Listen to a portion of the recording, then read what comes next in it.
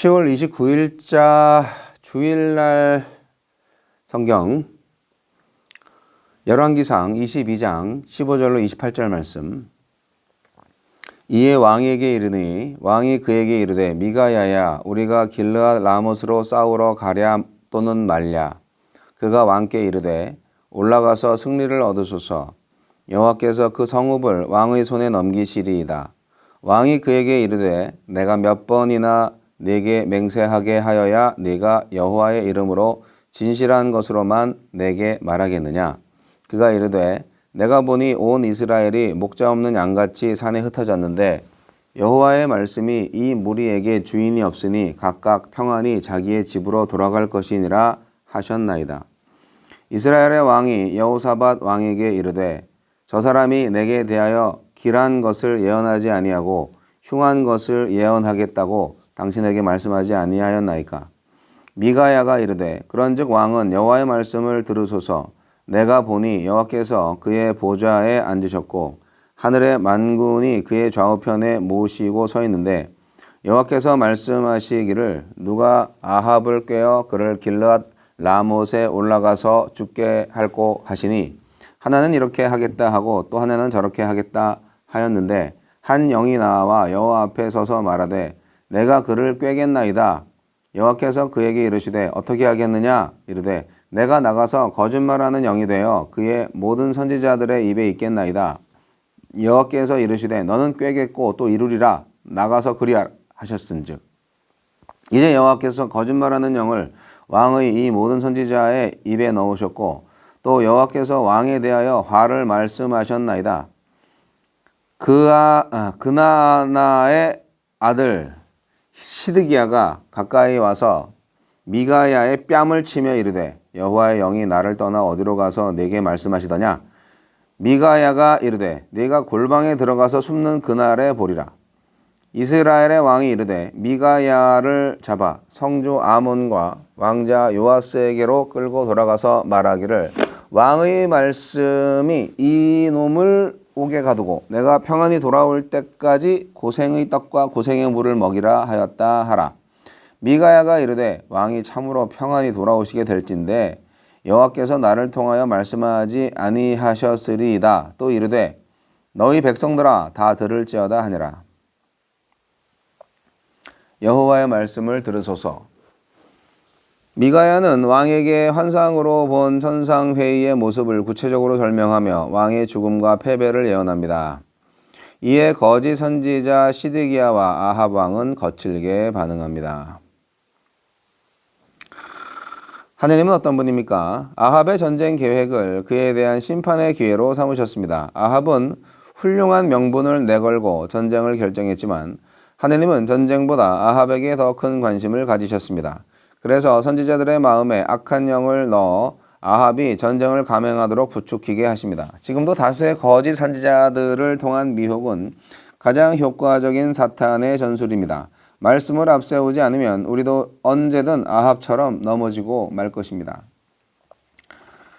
우리에게 주시는 교훈은 무엇입니까? 미가야는 자신의 말을 듣지 않고 믿지 않는 아합 왕에게 거짓 선지자들을 흉내내어 듣기 좋은 예언을 합니다. 하지만 다시 한번 진실을 말하라고 요구받자 그는 전쟁에서 왕이 죽고 백성은 도망하여 뿔뿔이 흩어지리라고 예언합니다. 듣고 싶고 듣기 좋은 것만 들으려는 사람에게 가장 큰 재앙은 듣기 좋은 메시지만 들려주는 것입니다. 평안은 말씀의 내용이 아니라 말씀의 순종에 달려 있습니다. 쓴 말씀은 달게 받아야 합니다. 악한 왕에게 흥한 것이 정당하게 예언되었을 뿐인데 아합은 미가야를 거짓 선지자 취급합니다. 흉한 예언은 그릇된 말씀이고 길한 예언은 환영할 만한 하느님의 말씀이라는 자기중심적인 기준이 오늘날에도 흥하고 있지 않습니까? 철로 뿔을 만들어서 아합 왕에게 승리를 확신시켰던 시드기야는 패배를 예언하는 미가야의 뺨을 칩니다. 미가야가 아닌 자신이 여호와의 영에게서 참 말씀을 받았다고 항의합니다. 지금도 지도자들은 같은 성경으로 정반대의 주장을 펼치기도 합니다. 무분별한 맹종이 아니라 분별력 있는 순종이 우리의 몫입니다. 미가야는 극소량의 떡과 물로 연명되는 상황에서도 침묵하지 않고 하느님의 말씀을 전합니다. 하느님의 말씀을 확신하기에 침묵하지 않았고 말씀이 확증될 수 있도록 전한 것입니다. 말씀을 묵상하는 사람들은 말씀을 믿고 그 말씀을 증명하며 사는 사람들입니다. 주여, 왕이신 하느님의 말씀을 잘 깨달아 순종하게 하소서. 미가야 같은 선지자가 이 시대에 있을 텐데,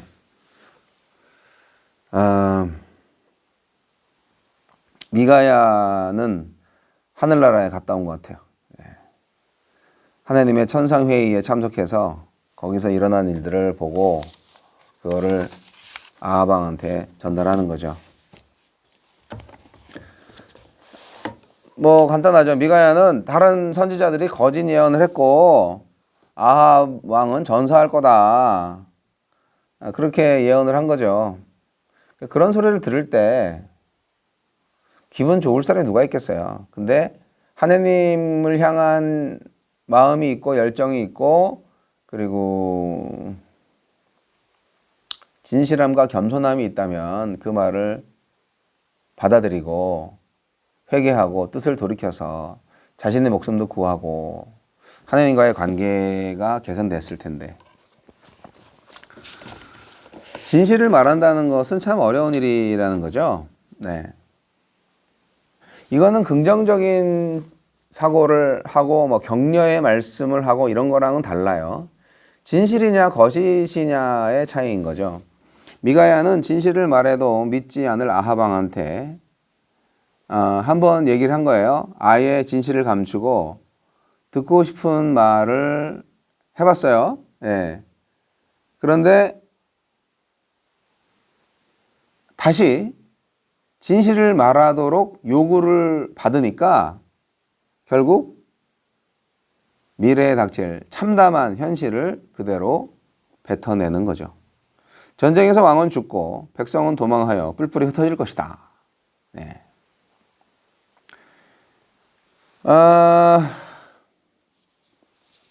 나쁜 소리는 하나님의 말씀이 아니고 좋은 소리만 하나님의 말씀인가? 나에게 복이 되는 말씀은 하나님의 말씀이고 나에게 흉이 되고 화가 되는 말씀은 마귀의 말씀인가? 굉장히 자기중심적인 사고방식으로 말씀을 받아들이는 태도죠.